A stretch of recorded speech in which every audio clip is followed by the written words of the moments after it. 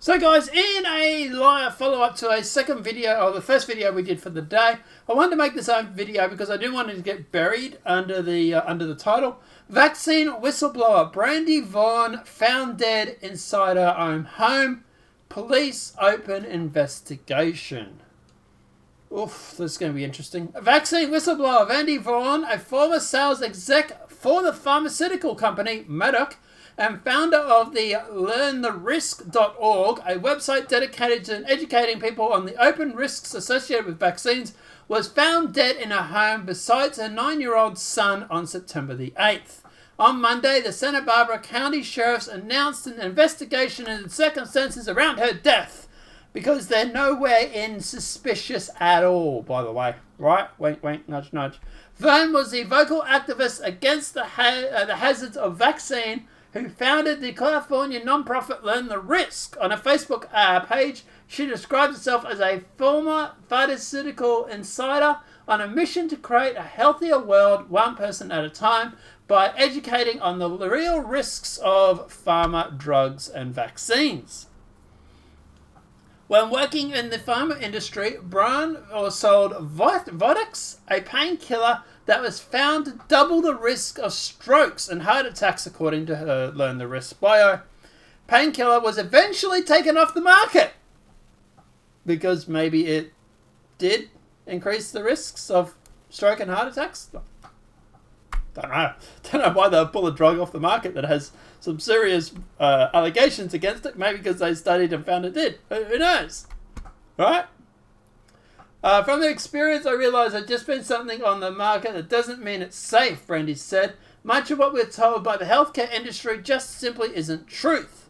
She spent 8 years living in Europe, where she saw how healthcare is done very differently from the US.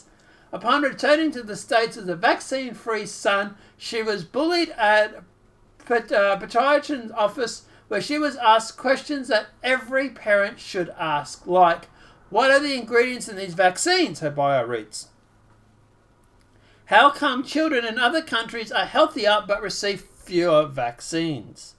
Vaughan is reported to have died of gallbladder complications, although the source of the report has not been cited, nor has she stated the specific cause of complications such as gallbladder rupture. Soon after learning of her death, a friend of Vaughan's, Eric Elizabeth, shared screenshot of a post Vaughan had written on December of 2019, in which she assured readers that she was not suicidal and did not take drugs that would cause her death to die suddenly. So,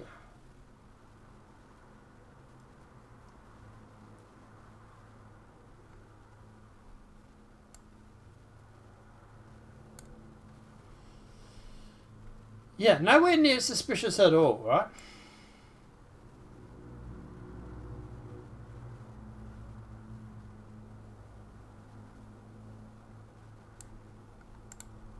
Now, look, at the end of the day, obviously political factors gone through and says the new coronavirus vaccines contain toxin ingredients that are more dangerous getting COVID-19, pants on fire. That's not what they're saying. This is where the media goes through and deliberately lies about what people say. She's not saying it's more dangerous than getting COVID. She's simply saying that the ingredients in the vaccine are dangerous. Now, they do go through and say that that's other ingredients of the vaccine. As for the result of the ingredients, the lipidoids and nanoparticles used to encase the RNA, the salt helps keep the pH or acidity of the vaccine close to a person's body, and the sugar safeguards and nanoparticles, where they're frozen, stops them from sinking together, which helps decode the before the injection. The vaccine is mixed with a saline solution, just as many, which is saline's perfectly fine as far as I know. Modern also released a similar list of ingredients through the FDA with a slightly difference that may help explain the different storage needs for each. The Pfizer vaccine needs to be kept at minus 70 degrees Celsius, while the Moderna can be shipped at minus 20 degrees.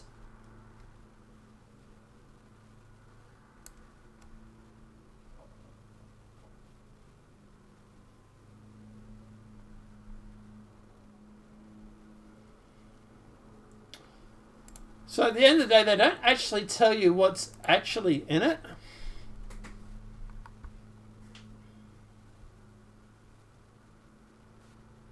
And, you know, this is a girl that was working for the medical industry, reportedly.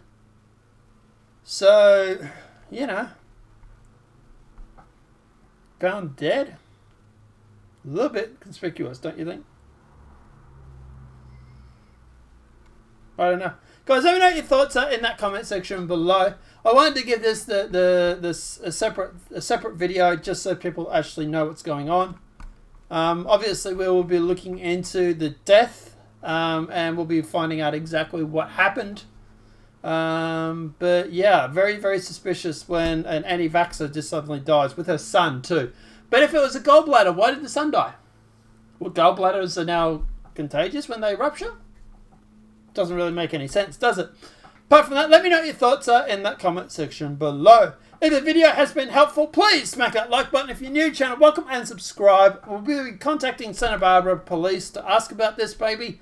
We'll just make sure we run off the VPN before we do. Apart from that, guys, have a great night and enjoy.